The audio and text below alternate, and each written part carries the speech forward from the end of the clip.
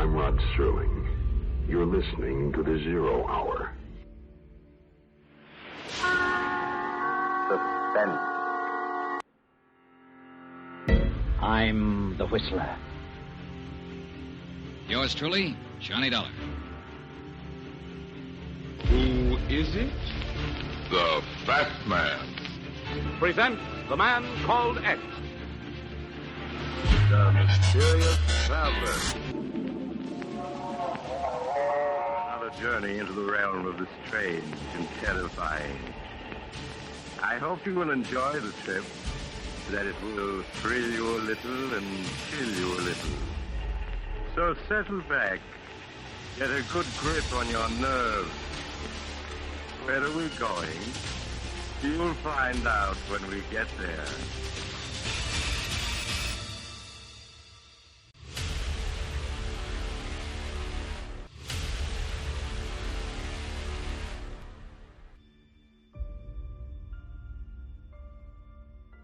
Hello everyone, and welcome to Drama and Theater, brought to you by Duane Old Time Radio. Drama and Theater features some of the best programs from the golden age of radio, including Escape, The Fat Man, Suspense, The Whistler, Zero Hour, Yours Truly, Johnny Dollar, and many, many more. Before we start today's drama, if you enjoy what I'm doing, let me ask you to subscribe to my channel. Subscribing is 100% free, and you will receive notifications on new posts. Lastly, if you have a moment, write a short 1 or 2 sentence review or give a rating on your preferred podcast service. A positive review or rating would help me out a lot. And now, on to the drama. And thank you for your support, as always. CBS Radio Mystery starts the month, as always. This is their 18th episode, titled In Nothing But the Truth. This play first aired January 23rd, 1974. Of all the great killers of history, perhaps the deadliest and most terrifying is the automobile. Nero, Attila the Hun, Bluebeard, even artillery fire, and the ultimate, the atom bomb. At least they have a purpose, a reason, a rationale. But the automobile maims and kills mindlessly, senselessly. For example, this is old Long Jack here in the studio on a lonesome, wet, foggy night. Saying if you're on wheels, real careful tonight. It's heavy, man, heavy. Oh, shut up, you fool. If you just let Big Daddy help you out, all you... You can't help me, Big Daddy. I must have hit something. Somebody. Split. I got a split.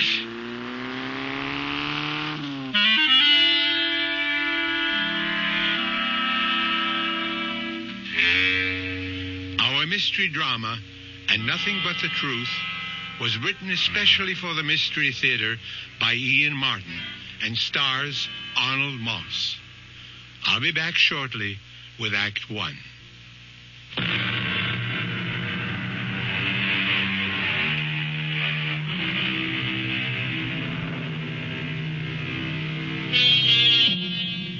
Was the accident we heard a few minutes ago another statistic of the road? An innocent victim, a careless driver, the victim's family broken and lost. A young man whose carelessness had blighted a bright new manhood and a promising career. Or was the driver lucky this time? Lucky in a way far beyond his hope or expectation. We are about to find out with David, the young driver, as he paces his living room floor, waiting for his father to come home. Dad? David. David, what are you doing up at this hour? I didn't hear you come in. I thought you'd never get home. Where you been? Well, now do I have to start answering to you for my whereabouts? What? What? Oh, you mean like Mother? Yes, like your mother. I'm sorry, Dad. Well, for your information, I was working, correcting term papers. It wasn't that I... David, I'm very tired. You all right, Dad? You look like you had an attack or something. Well, don't be silly. I said I was tired. What's wrong with you? You've been drinking. Yes, I wish I hadn't, but I did. Oh, okay, son. Take it easy. Well, whatever it is, we'll work it out. Well, where's your sports car? Didn't you have it out tonight? Yes. I left it parked on the street. Well, you better put it away. There's no sense in leaving it out in this rain. Dad, I've got to talk to you. It's about the car. What about the car? I didn't know what to do. I hit the panic button. I ran. Well, what else did you hit? Someone. A man. I'm pretty sure. Down near the railroad. You know where the big curve comes around by the station opposite Franny's place? I think it was one of those old winos that hang around there. Dad, I swear I never saw him with all that rain and the fog. Was there anyone else around? I didn't see anyone. I should have stopped, but all I could think of was that I'd been drinking and the scholarship coming up, and if anything happened, it would kill Mom. And before I knew it, I was running away. I've been going crazy waiting for you to get home. I'm scared, too, but I guess I ought to go to the police. Does your mother know about this? No. Okay. When did it happen? 2:00, almost on the nose. 2 this morning? Yeah. By the railroad, you say? Yeah, I just came off Stratfield, and I took the corner into the big bend on Hills Point. I get the picture. Okay. Now go in the kitchen and wait for me. And no matter what, don't let your mother get involved. Where are you going? I'm going to have a look at your car. Well, I'll come with you. You'll do as I say from here on in. Now, you go to the kitchen. I'll be right back. What are you going to do? I'm not sure yet. But well, maybe there's a way to get off the spot.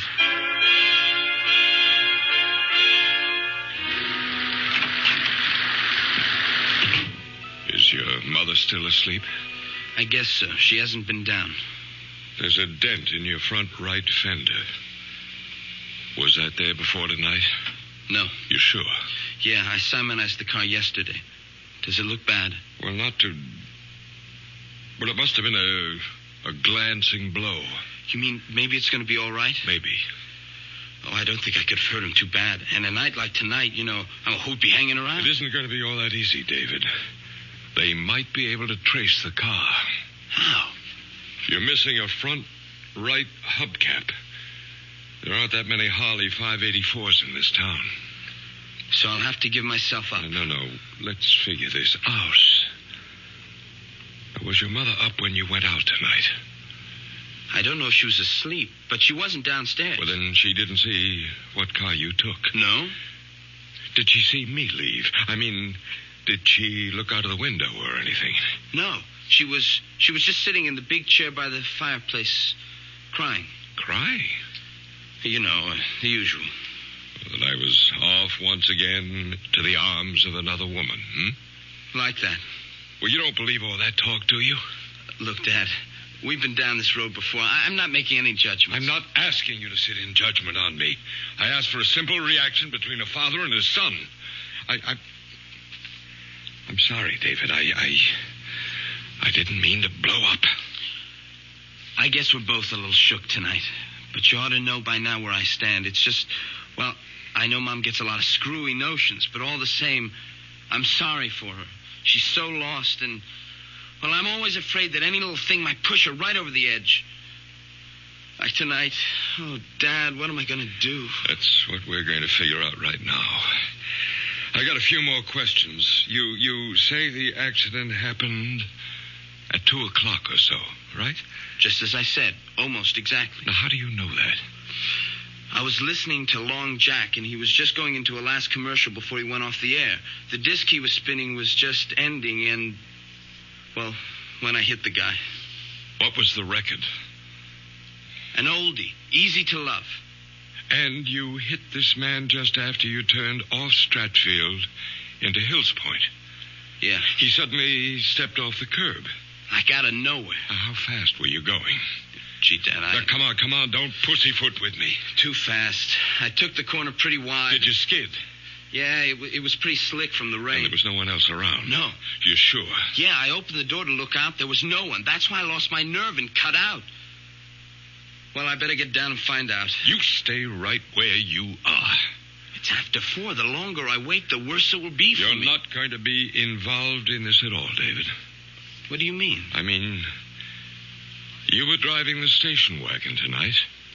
I was the one who was driving the sports car, and I'm going to the precinct house right now to report that I hit a man and left the scene of the accident. Dad, I can't let you do that. Don't be a fool. I'm not on the verge of getting a full scholarship to Harvard. I haven't been drinking.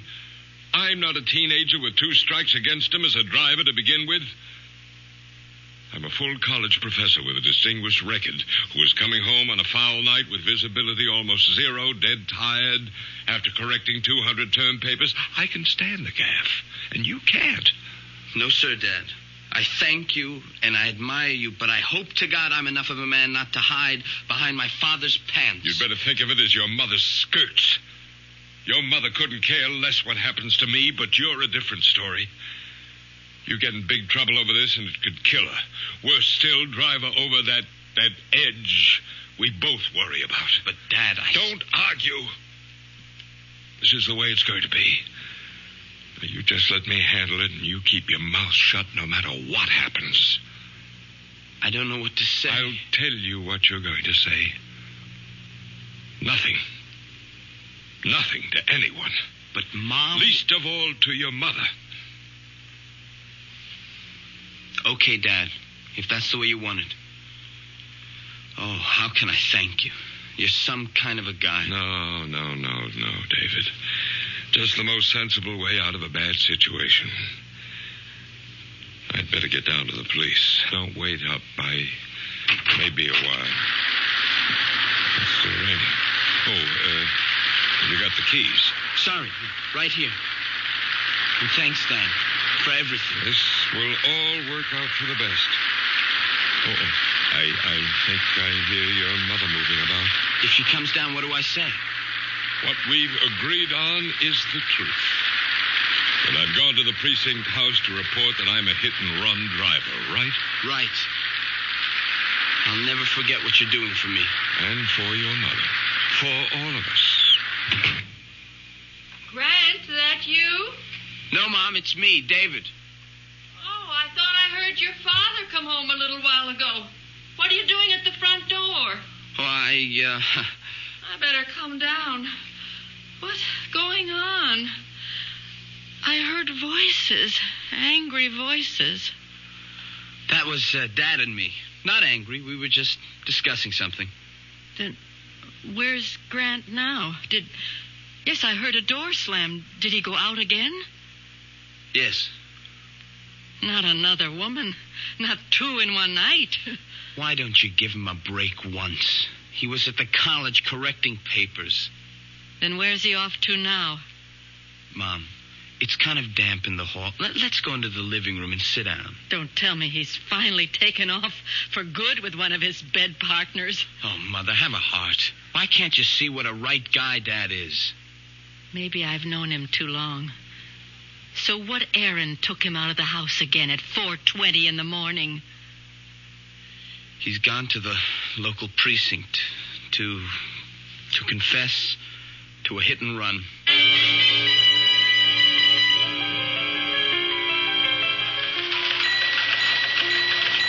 Yes, madam, I understand. I'll have some officers on the way immediately. Well, these are experts in the bomb squad. Oh, yes, ma'am, all the latest equipment. Thank you, ma'am. We do our best at the police department. Full moon time again, huh, Lieutenant? Oh, yeah, Riso. The crazies are out on the broom tonight. There was some dingaling just saw a UFO land in her backyard. How was your hit and run? Oh, no sweat. Some old wino stumbled off the curb, got his rear end creased. They took him to St. Elizabeth's. Anything on the general bulletin? Nah, it's small stuff. Muggy in the 2nd precinct. It's a gas station hold up in the 5th. I want to hear something new. That's a 12th. Nah, nothing. A code 2C, the man. Some citizen reports a smell of gas in his apartment house, possible suicide. It's nothing worth our brains. What's that in your hand? Oh, it's a hubcap. Clue from the scene of the hit and run. Oh, let me have a look in. English make. Probably from a Harley. Or some sport car like that.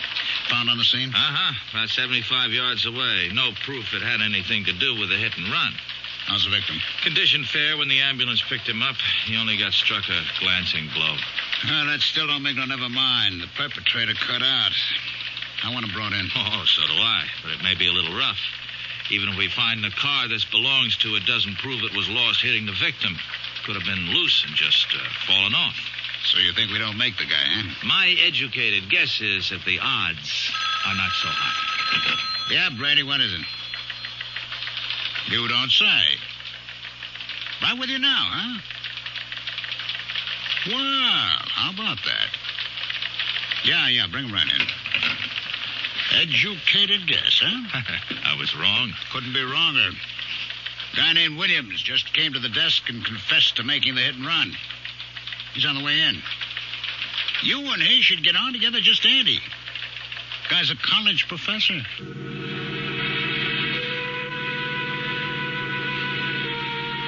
Your father hit someone with the sports car tonight? But that's impossible. How can you say that, Mom?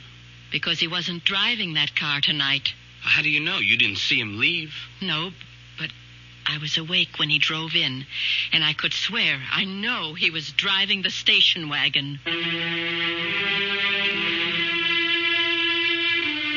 A father's sacrifice for his son. Surely a noble, if misguided, gesture. The question, of course, is, should a young man or anyone be encouraged to evade responsibility? And will the simple act of altruism remain just that? We'll find out shortly when Mystery Theater returns with Act 2.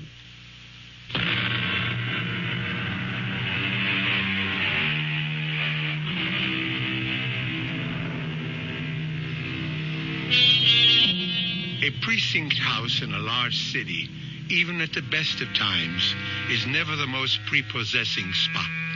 In the dog hours of the morning, dusty, dingy, tired paint peeling from the walls, half-empty coffee containers with cigarette butts floating in them, it's certainly one of the most depressing times.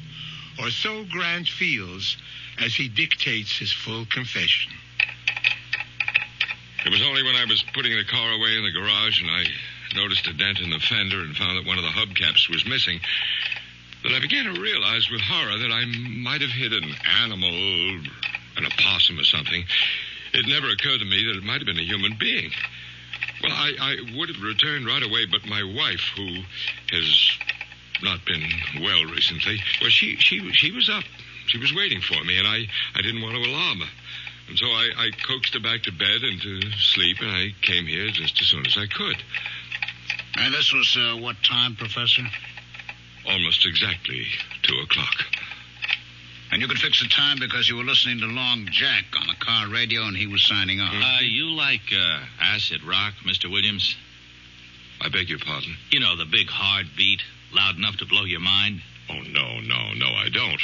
Why? Well, that's Long Jack's bag. It's most of what he plays, you know. I didn't figure you'd dig his scene. Yeah, well, I didn't.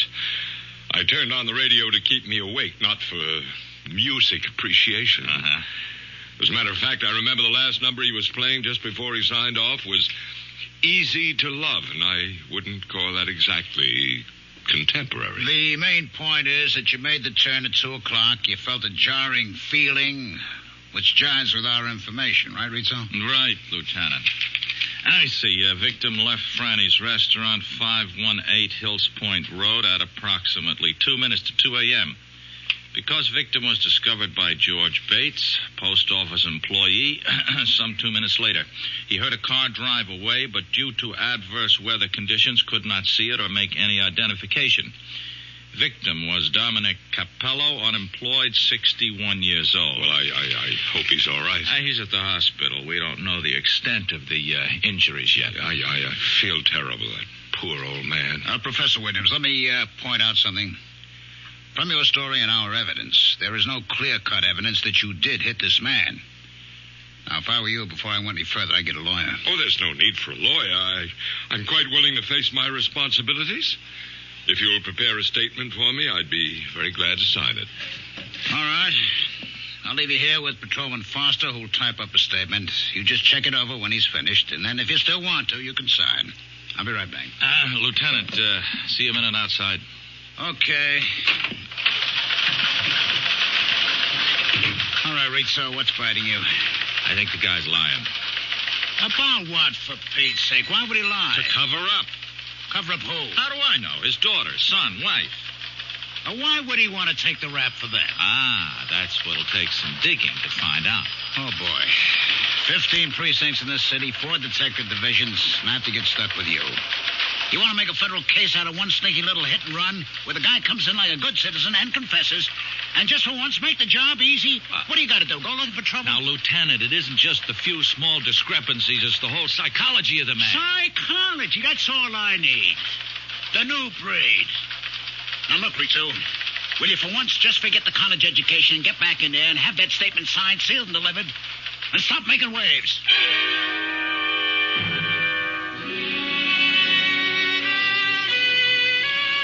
Mother, please, will you let well enough alone? I've kept quiet about too many things for far too long, but I can't let this go. I know your father wasn't driving the sports car tonight. Okay, so he wasn't. So you know what that means. Oh, my darling, You want to get me locked up? No, of course not. But why should it come to that? You don't know yet if you really hit anyone or hurt them. I'm not kidding myself. When I pulled away, I tried to tell myself nothing had happened. But now it's all on the table, and I know that guy got hurt. And I'm scared. I'm scared of what they could do to me. Darling, there's nothing to be scared of in being honest, owning up. It was an accident. David, please. Will you let me go? I'm only trying to help you. Oh, sure. Some help you are. I don't understand you, Mother. Look what Dad's willing to do for me, and all you want is for me to turn myself in. I want you to be honest. This is for laughs. Look, Dad went down there to take the blame so he could protect you as well as me. Protect me? Yes. He said it would kill you if anything happened to me. Grant was worried about me? Yes. Don't you ever believe it. Mom, how can you be so bitter? Look what he's done for me. He's got to have an angle. That's unfair. I know you and Dad have problems. I'm not going to try to make any judgments about... Oh, but you do. You make them every day in spite of yourself. And always against me. Mother, I've had just about as much of this as I can take. You know, the curious thing is that I know you love me in spite of everything. Just give me a moment. What is it? I don't stand much chance, do I? I spend so much time upstairs with myself. Very lonely with just yourself. I'm a woman not quite able to cope. A woman with hallucinations. It's something out of Dickens. Living among cobwebs of near insanity and the ghosts of what never was. Mother. Look, it's time I told you. Time I try to tell somebody. I'm a prisoner with a life sentence. Because I can't stop loving. To everyone else, I'm the ghost. But the truth is that the real corruption lies rotting in the very man we both love. David, I don't want to ever see you become like him. I would rather see you dead. That's why I want you to take your own troubles on your own shoulders. Mom, don't you think you ought to lie down? You're not... It's easy, isn't it, to find a scapegoat, to make someone else responsible. Poor, mad, wasted Marion Williams, married to that intelligent, handsome man, respected by his faculty, worshipped by his students, particularly the girls. Oh, yes, particularly the girls. Oh, Mother, for Pete's sake. No, this time you don't stop me. I loved him so much I forgave all those early affairs. The young children invaded, cheapened. I saved him. I went to those girls. I begged them off. And after you came, the pattern continued. I began to retreat farther and farther. I had the money. That's why I could always keep him. And I couldn't stop loving him. That was the saddest part, wasn't it, David? What? I was the one who ruined him. Without me to cover for him, he'd have been found out long ago. So you see... I don't know what you mean, Mom. I can't discuss what you've been talking about. But But that has nothing to do with what Dad is doing at this moment. I'd been drinking. I couldn't have gone to the police. Dad can handle this. Please, leave it alone. And let you spoil yourself just as he did. The rot spread so fast, David.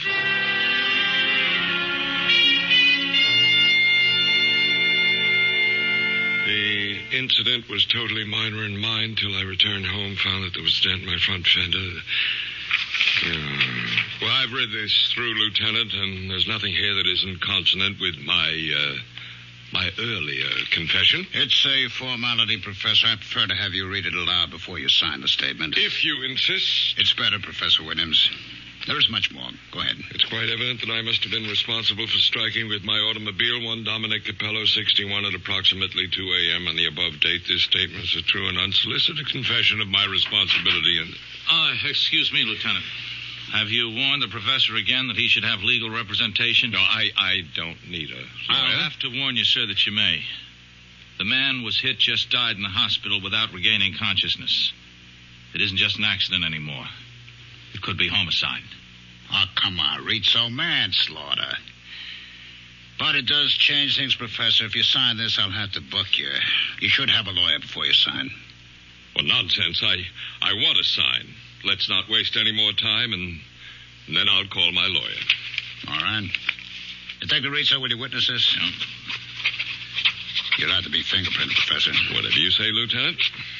Foster will take you to a phone first to call your lawyer about bail. Thank you. And thank you, Detective Rizzo. Don't mention it. All right, now, Rizzo, don't say it. I've got to. Something's out of kilter. I never saw a man so anxious to get arrested in my life. He just wants to get it over with and get back to bed. Now, who doesn't? It's wrong, Lieutenant. It's wrong. A cool, collected individual like that doesn't go around hitting panic buttons and taking a powder out of a bad situation. Now, Joe, drop it. Lay off. Don't give me any more of the psychology. I'm just a plain flatfoot who came up through the ranks by sticking to one thing, facts. Let's give the guy a vote of thanks for coming in. My psychology is we leave it lay, huh?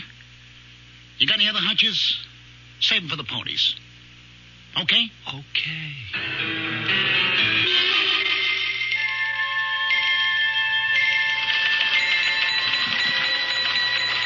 What's on the bulletin, Rizzo? Oh, same old noise, nothing special. They picked up that mugger in a second, a repeater.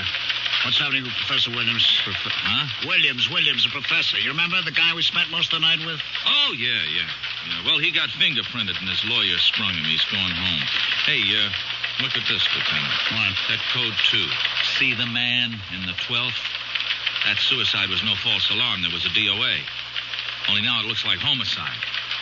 They figured the girl was strangled before the gas was turned on. Oh, what do I care about some dame in the 12th? The 7th is my baby. Let the 12th worry about their headaches. I'm taking you off.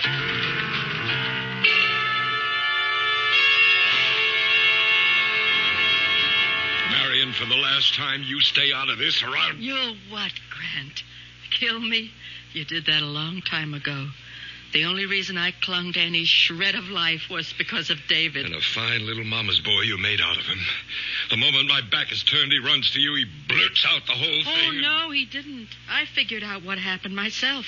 I saw you drive away in the station wagon. Oh, why can't you mind your own business? Because I don't trust you. And I want David to be a man and stand on his own feet. Will you get something through that bird brain of yours? The man who was hit is dead. David had been drinking. You won't be emancipating your son. You'll be burying him in jail. Is that what you want? You're hurting me, Grant. Is that what you want?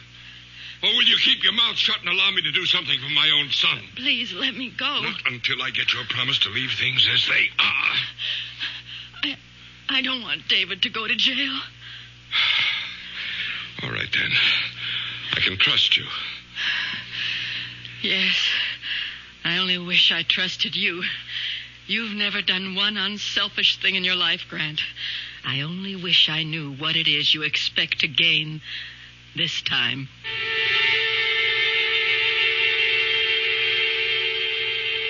A torturing dilemma for a mother and a father. Is the father right to protect his son, or the mother to feel it would be better for her son to take his medicine? so many other questions pose themselves. Questions which will be answered when Mystery Theater returns shortly with Act 3.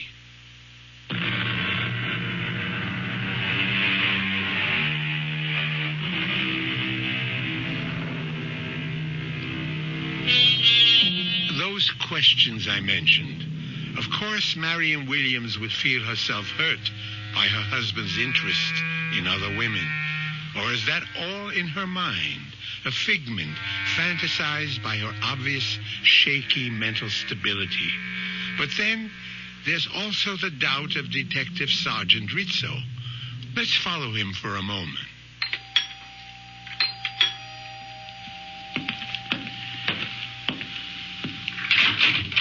Yes? Is Professor Williams at home? No, he has classes this morning at the university. Oh, yeah, that's right. Excuse me, I'm Detective Rizzo. This is my shield. I wonder if I could talk to Mrs. Williams for a moment? I'm sorry, but my mother, she's still asleep.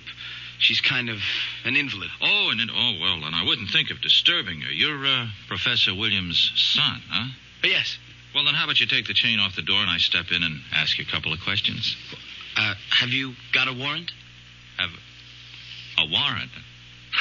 No, what would I want a warrant for? Look, don't let me be in a cop scare you. Oh, I'm not scared. You always keep a chain on when you open the front door? No, look, I'm sorry. You're wasting your time. My father told me not to answer any questions. Oh, then you know about the accident last night, huh? Yes, but I'm sorry. I've got to close the door. You drive, kid? Sir, your foot's in the way. Oh, yeah. So it is. Anyway, I figure you drive since you got a license. I looked it up in the bureau. Would you move your foot, please? Hold it just a minute. Here's your newspaper, huh? You might want to read about the accident. Page 4. Check out the details. Thanks for the paper.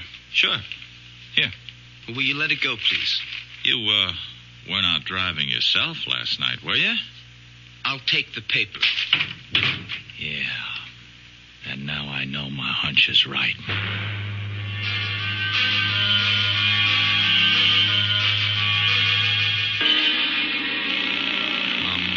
Come on. Where are you? Hello? David, where were you? Oh, I'm sorry. I was just bringing down Mother's lunch tray. But you never answer the phone. Any mail? Any phone calls? Just a couple of ads. No phone call. Oh, there was, we had a visitor. Who? A Detective Rizzo. What did he want? He said he wanted to talk to you. Then when I said you weren't home, he wanted to talk to Mom. Well, you didn't let him. No. She was asleep, so... He said he wanted to ask me some questions. Good Lord. It's all right. I didn't let him in, and I didn't tell him anything. Well, I hope you didn't. He had no right, no right to... David, you're sure you didn't... No, I didn't say anything, but I'm scared. I think he knows. I think he's guessed that Now, listen to me, David. I don't care what he knows or what he suspects. He can't prove anything if we just stick to our story. Now, you get this straight, David.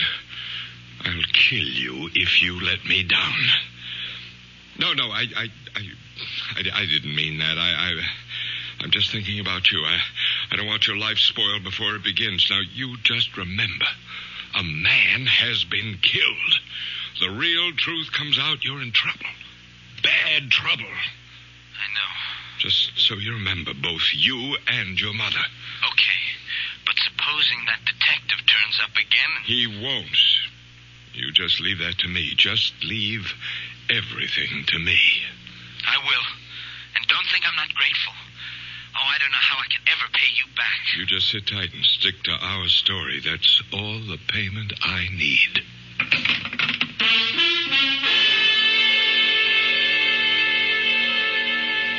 I quite understand, Professor. Detective Rizzo exceeded his orders. I promise you he won't bother your family again. I'm sorry if I lost my temper, Lieutenant. I don't blame you, sir. You'd feel better if you could get a load of how I'm going to lose mine. Get that note, Professor. Detective Rizzo check in yet? All right, tell him to lug his rear end here on the double. I'm going to bust him right down a patrolman. You, looking for me, Lieutenant? Yeah, come on in and close the door. Jarvis on the desk tells me the Williams guy was on the phone having a fit. Didn't I tell you to stop making waves? Well, yes, Did I Lieutenant, tell you the Williams case was closed? It can't be closed as long as there's a charge. That's up to the judge. Now, we've done our part. We have a statement and a confession. That's all we're supposed to provide. Uh-huh. A phony confession. What does that mean? Now, look. That professor has a kid. Around 17, 18, huh? I talked to him today. I'll lay you dollars to donuts. He was the one driving the car when that accident... You have any proof of that? No, but give me an hour with that kid and I'll crack this case. Detective Rizzo. Strong-arm methods from a member of the new breed? I thought today's young cop was exchanging the third degree for a college degree. You know I didn't mean anything like that, but if you just give me a chance to get to the bottom... Why would a respected college professor, a guy as prominent in this town as he is, why would he risk his reputation to cover up something his son did? I don't know. I mean, this guy's a teacher. The last thing in the world he'd do is let his son run out on a responsibility. Yeah, that's the way I see it. Psychologically. Psychologically. Now, let's not get tangled up with that bull again, huh? We have a confession, Detective Rizzo. Lieutenant, give me a break. I got the strongest hunch. It isn't any stronger than mine. And mine is, if you don't let this lay like I told you, you're going to be back in your boondockers walking a beat as far uptown as these city limits stretch. Okay, Detective Second Grade, is this case closed? Well, like you say, the case is closed.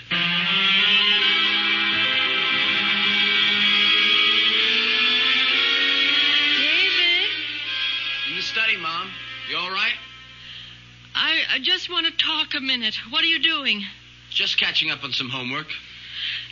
David, that man, that detective you said came here, are you sure all he asked you about was the accident? Look, Mom, I promised Dad I wasn't going to talk about it anymore. So did you. It's a closed book. We're going to have to open it again. Did he ask you about anything else than the accident? No, but... Look, David...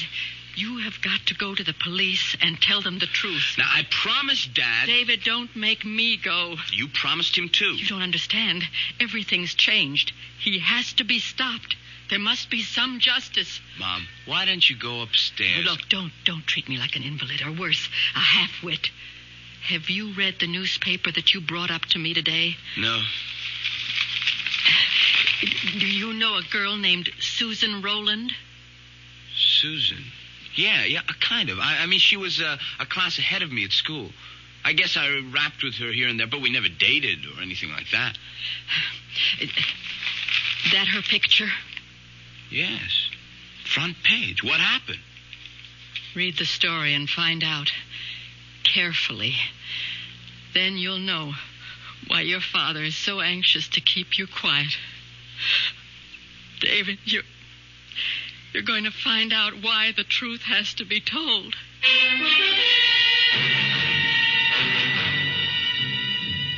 Lieutenant Klamath here. How's everything with the 12th, John? You know how it goes with lieutenants in the police department, from bad to worse. A little favor, George. Name it, you got it. You see the DOA we had on the bulletin? Possible suicide, now definitely homicide. The picture in the morning paper? Yeah, that's the one. Susan Rowland, 19 years old, college student. We're running a routine check on all our acquaintances. You got a make on anyone? No. Fingerprints all over the place, but not even a warm lead. Uh-huh. What can I do? Well, I'm running down blind alleys. Like in her address book is the name of a guy, Grant Williams, domiciled your precinct. She seemed to have been in one of his classes at the university. Could you spare a man to check it out? John, I don't even have to. I'll close one lead for you. What time did your little student get strangled? Well, Emmy puts it at around 2 o'clock. At 1:55, she called her mother to say she was pregnant and the guy who did it was with her. She started to give his name. The connection was broken. At 2:15, a prowl car responded to a code 2, suspicion of suicide by gas. They broke in, turned off the gas, but the girl had already been dead 10 or 15 minutes. So, 2 o'clock. 2 o'clock, eh? Yeah. Well, that lets out Grant Williams. 2 o'clock, our side of town, 45 minutes away. He was involved in a traffic accident. He's already booked. One down, how many to go? Thanks, George. Sorry to bother you.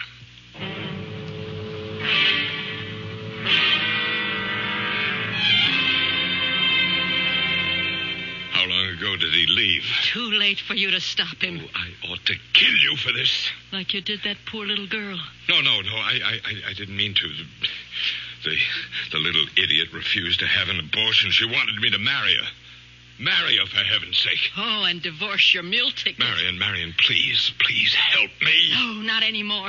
Anyway, I couldn't even if I wanted to. But David, maybe I can still stop David. If you could, you'd still have to stop me.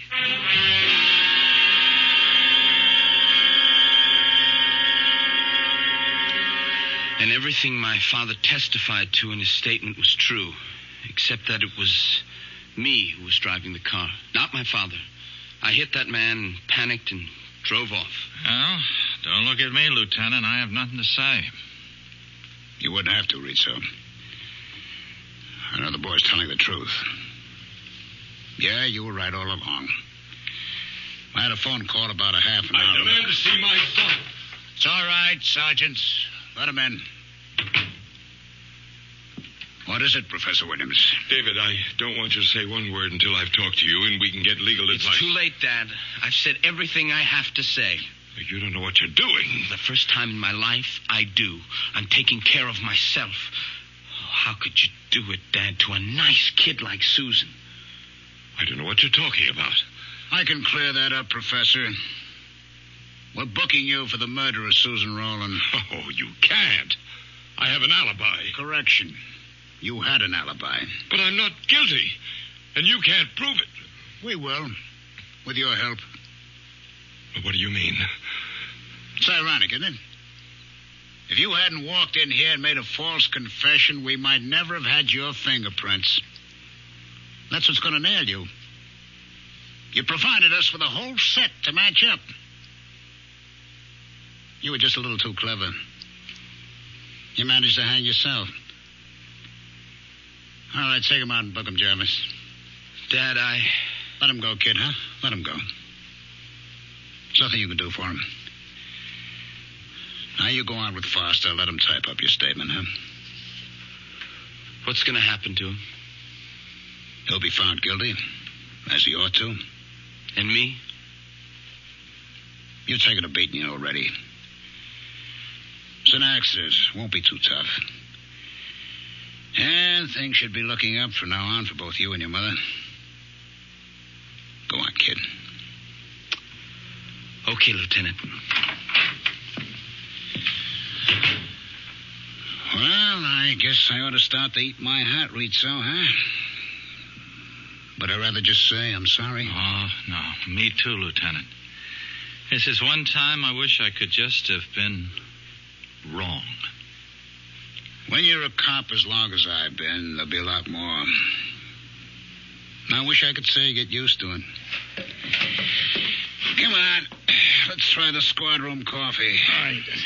Bad as it is, it's better than the taste I got in my mouth right now.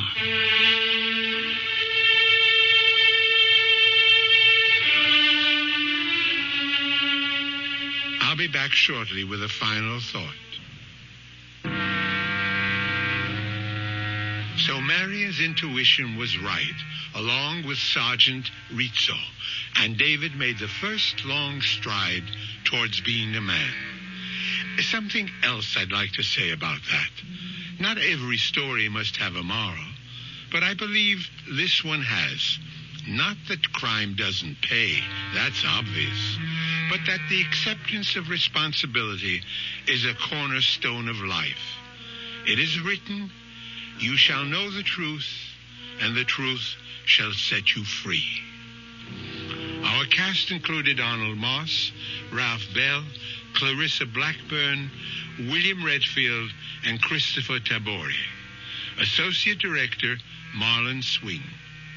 This is Hyman Brown, Producer-Director, inviting you to return to our Mystery Theater for another adventure in the macabre.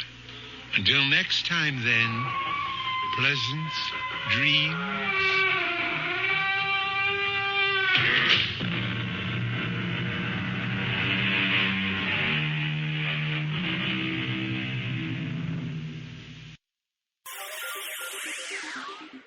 Thank you for listening to and showing your support for my podcast.